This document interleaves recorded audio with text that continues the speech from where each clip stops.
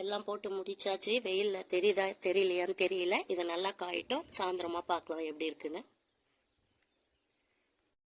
75% தான் காய்ஞ்சிருக்கு, இன்னும் 25% காயணும். இதை நாளைக்கு காய வச்சுட்டு நாளைக்கா பிரித்து எடுக்கலாம். இப்போ எடுத்துகிட்டு போய் உள்ளே வச்சிடலாம், அப்படியே மடித்து வச்சிடலாம்.